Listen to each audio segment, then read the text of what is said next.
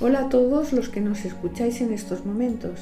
Hoy continuamos estudiando la Biblia con el tema 1014 y lo haremos para comenzar a estudiar el libro de la carta de Pablo a Tito.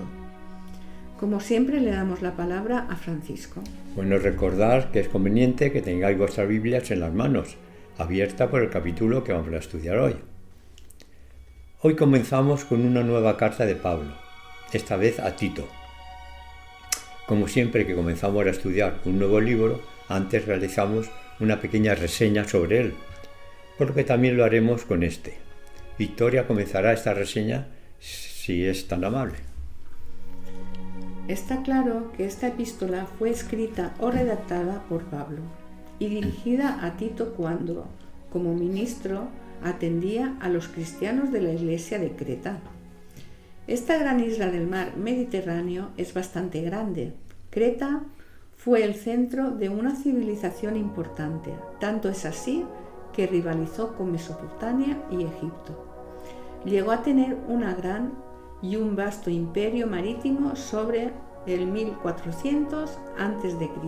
y una civilización altamente sofisticada, un arte refinado y 3 sistemas de escritura.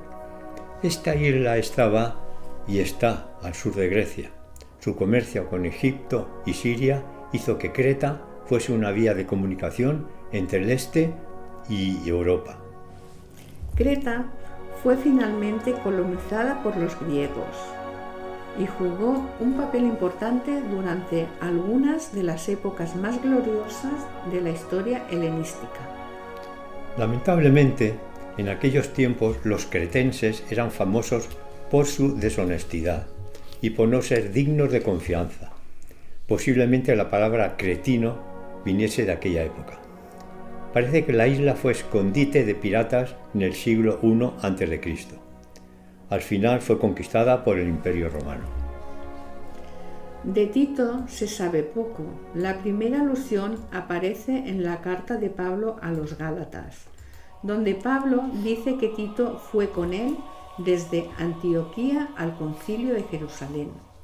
Como no era judío, no estaba circuncidado, por lo que se convirtió en un caso problemático, porque los judíos que ante un gentil que se convertía querían que se circuncidase, máximo a un cristiano que a la vez era un dirigente importante de iglesia.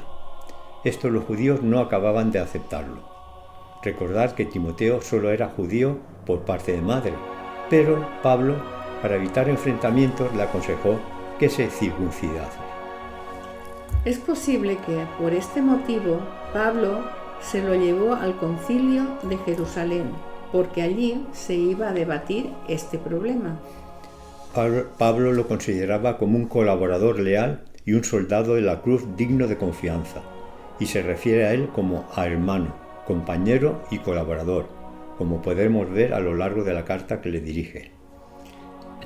Francisco, ¿se sabe cuándo escribió esta carta a Tito? Se cree que la epístola a Tito fue escrita entre el primer encarcelamiento de Pablo en Roma y el segundo alrededor del año 65 después de Cristo. Por lo que da a entender la carta, parece que en la isla se habían formado grupos y que entre ellos se enfrentaban, posiblemente debido a que cada uno entendía las escrituras de una manera. Pues Victoria, ya volvemos con los intrusos que causaban tantos problemas a Pablo en las iglesias, como eran los judaizantes, que se erigían como maestros, pero que eran maestros muy problemáticos. Bueno, si no estoy equivocada, estos judíos cristianos ya sabemos que defendían la idea de que para que un gentil se hiciese cristiano tenía que seguir toda la normativa judía. Básicamente, este problema es el que pienso que tenían que debatir en el Concilio de Jerusalén. No estás equivocada, Victoria, porque estos falsos maestros planteaban cosas que luego a Pablo le costaba mucho corregir. Pues Francisco, vaya pastel, entre comillas, que le estaba ofreciendo Pablo a Tito, que aclarase y pusiese en orden toda la problemática que había en la iglesia de Creta.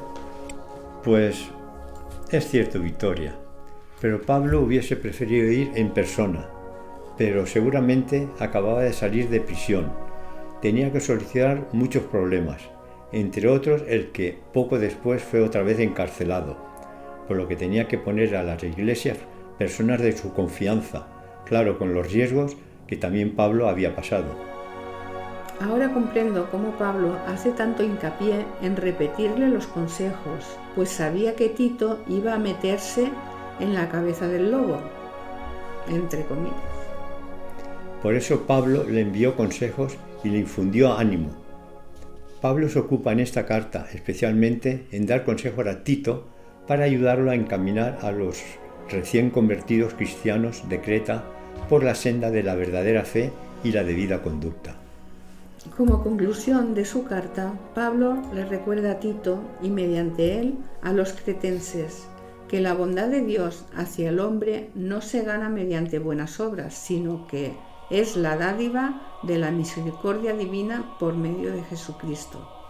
La realidad es que Pablo conocía bien la herencia pagana de esos hermanos cretenses y la confusión mental producida por los maestros judaizantes. Por eso pudo tratar específicamente sus problemas. Su consejo era claro y directo. Comprendía lo suyo los judíos y su forma de mal predicar el Evangelio. Bueno, hemos acabado la presentación de esta epístola de Pablo, por lo que mañana comenzaremos esta carta con el tema 1015.